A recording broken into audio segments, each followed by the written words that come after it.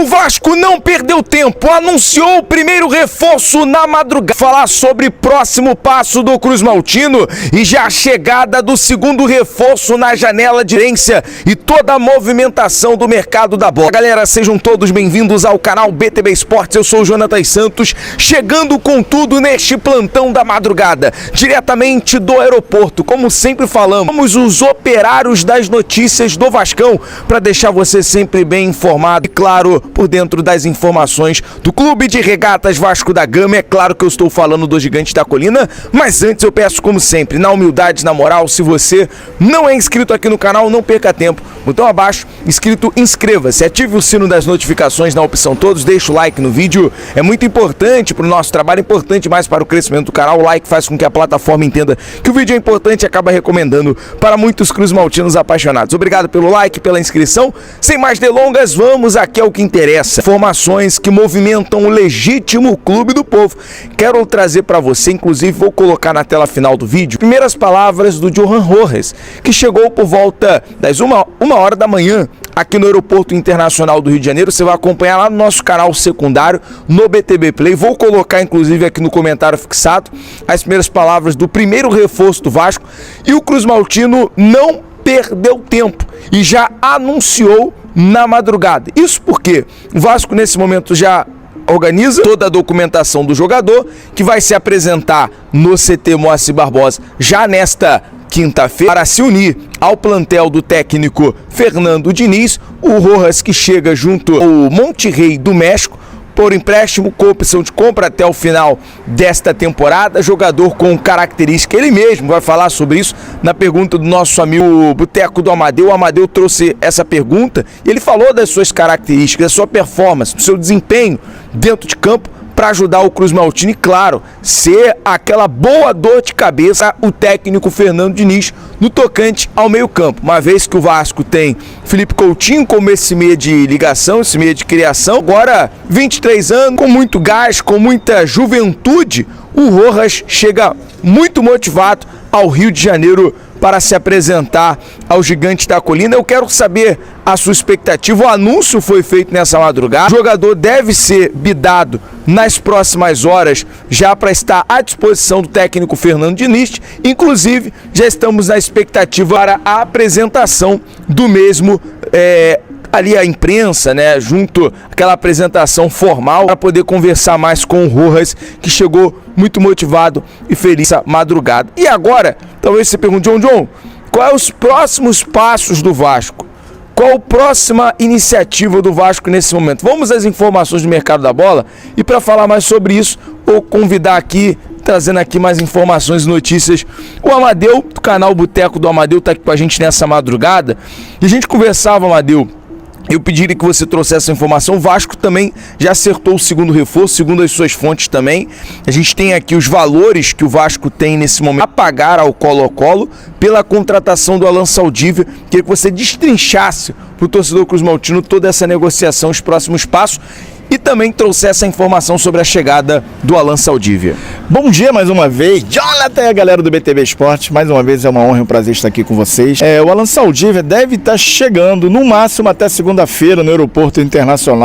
50% do passe, em torno de 1,5 milhão de euros, né? Eu acho que foi euros. E pode ainda no decorrer, né, do prazo de validade, de repente no decorrer do contrato, o Vasco pode comprar 20%, porque o Colo-Colo sempre quis ter 30% dos seus direitos econômicos do zagueiro uruguaio Alan Saldívia. Então o Vasco fica hoje com 50%, pagando 1,5 milhão de euros, e os outros 20% para chegar aos 70%. No decorrer do contrato, o Vasco pode adquirir os seus 20%, de acordo também, de repente, com métricas. E isso aí, que hoje o processo, né, da maneira, o sistema que o Admar Lopes joga, que movimenta dentro do Vasco, acho que é algo assim importantíssimo, porque hoje você pode ter a opção de compra, Você não é obrigado. E há obrigação de compra. Então o Vasco tem a opção de compra dos 20%. Se chegar às métricas, porque isso aí ainda está sendo fechado no contrato de como serão essas métricas, para o Vasco alcançar ainda mais 20% para ficar com 70% do passe, dos direitos econômicos do zagueiro uruguaio. E além desse próximo passo, né, e a gente pode estar a qualquer momento aqui, até o final de semana, de volta no aeroporto para a chegada do segundo reforço do Vasco na janela, zagueiro que tem ali a saída de bola, se encaixa com o perfil do Diniz. Falando no Diniz, falando em próximo passo, queria que você trouxesse a informação em que pé, como é que está a situação do atacante Brenner da Udinese, o jogador que teve o encerramento do empréstimo junto ao Cincinnati, retorna ao clube italiano, inclusive parece que está fora dos planos, pelo que a gente conversava do técnico italiano. Isso tudo pode condicionar o Vasco também a ser o terceiro reforço nessa janela, né? A conversa que eu tive, algumas pessoas ligadas ao futebol do Vasco no último domingo, é que o Vasco não tinha feito nenhum tipo de proposta à equipe italiana. Porque o Vasco, primeiro, eu acho que é normal, eu acho que é a ética da profissão e a ética também do futebol. É de você, né, o clube, o Vasco da Gama, que é o Brenner. O Brenner é da onde? Voltou para a Udinese. Então o Vasco tem que ir na Udinese, conversar, saber se realmente o Vasco pode fazer uma proposta. Aí depois, se a Udinese der ok, aí o Vasco vai no atleta. Foi isso que eu recebi no domingo. E hoje, no decorrer da tarde, uma fonte minha da Europa, tá, chegou até mim e falou assim: Amadeu, é o seguinte, o Diniz está conversando com o Brenner. E o Brenner quer jogar no Vasco.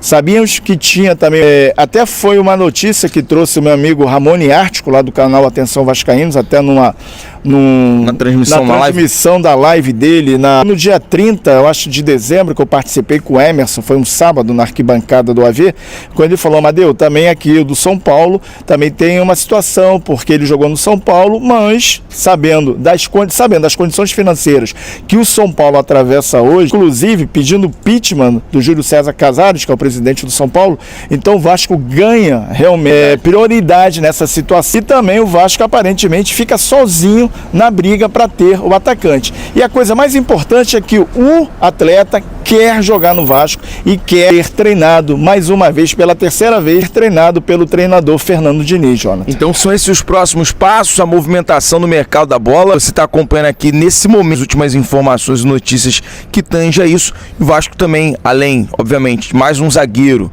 talvez um goleiro reserva e também um atacante, um centroavante, tem aquela questão também do camisa 8, né, que até a gente já trouxe aqui outras informações, há uma incógnita quem seria esse camisa 8, a princípio seria um jogador de causar um impacto, né? Esperamos, né, até porque eu acho que tá na hora de o Vasco trazer um jogador que, eu não vou nem falar, gente, isso não é palavra minha, jamais vou falar isso, de fechar o aeroporto. Queria muito que viesse, acho que todo torcedor vascaíno quer que chegue realmente esse torcedor, esse jogador, para que o torcedor chegue aqui no aeroporto onde nós estamos agora e que realmente feche, que coloque 1.000 torcedores, 5.000, como foi na época do Paier.